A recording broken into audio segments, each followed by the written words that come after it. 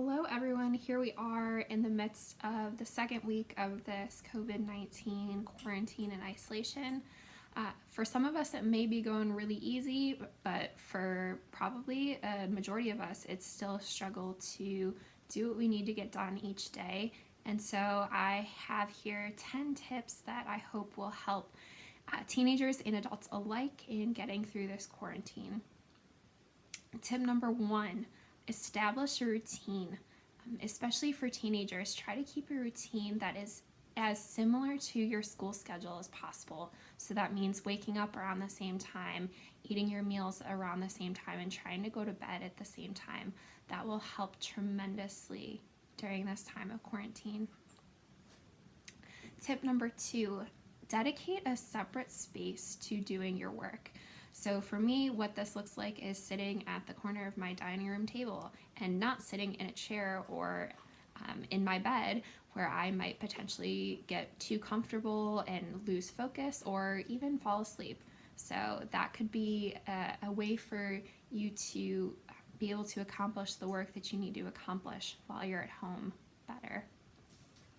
Tip number 3, make a goal for yourself every day. Write down what it is that you want to accomplish and accomplish those things. You will feel so much better if you have made goals for yourself every day and are able to cross them off a list. But I would ask that you are reasonable with your expectations. Don't try to bite off more that you can chew, but also don't sell yourself short. You know exactly what it is that you need to do during this time and how you're best able to approach it. Tip number 4, go outside. The governor has, yes, asked that we stay home, but you could still go outside. You can still go for a walk. Take your dog out for a walk. Go on a hike. I know some teens have asked about going on hikes.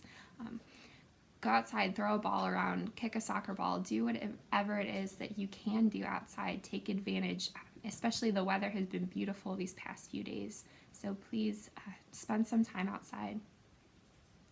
Tip number 5, don't forget about your friends. Your friends are going through the exact same thing too. And for most of you, you are used to seeing your friends every single day when you're at school.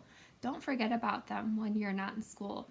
Make a dedicated effort to reach out, call, text, FaceTime your friends, and make sure you guys are remaining connected during this time. A bonus tip, if there's someone in your life that you have been meaning to make plans with for a long time, reach out to them specifically, have a phone call, have a conversation, and see the difference that it will make. Tip number 6, don't be afraid to take a break from your screen, whatever screen it is that you're using, whether that be your phone, your iPad, your computer, your tablets, the like. We can often be overwhelmed by social media and the amount of news and information that's out there, and it could cause some issues. So don't be afraid to set those things aside and pick up something else. Read a book, do some coloring, pick up an instrument, or maybe try to learn an instrument or teach yourself. There are so many great opportunities out there.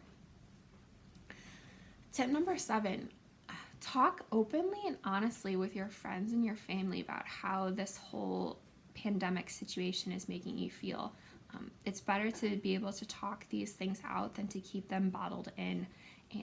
And it's also important to remember to care for your mental health during these times. And if there are things that you need to do in order to take better care of your mental health, please go ahead and do those things. Tip number 8, say please, I'm sorry, and thank you freely and frequently. We can all use a little bit of kindness during this time of isolation and quarantine, and just those few simple phrases will go a long way in spreading some joy and happiness into our lives. Tip number 9, remember that your parents and siblings are going through the exact same thing that you're going through, and that you are all sharing the same space. And so with that being said, try your best to accommodate everyone's needs accordingly and make sure that everyone is able to accomplish what they need to accomplish. And last but not least, tip number 10, pray. Don't forget about your relationship with God during these times, especially when we have been removed from our personal churches, removed from the Eucharist, we have to remember that our relationship with God is still there, and it is something that we can still work on during this time. So maybe it's an opportunity for you to pick up a different kind of prayer, maybe a rosary or a chaplet, or start a novena. Find ways to engage with your parish through virtual mass and prayer opportunities. Just remember that the Lord is still waiting there for you. So I hope these tips can help you move forward through this time of quarantine, however long it may last. And again, please know that I'm here for anyone, for any of the teens at St. Peter. If there's anything that I can do to help make this a little less unbearable for you guys, please let me know. Thank you. God bless.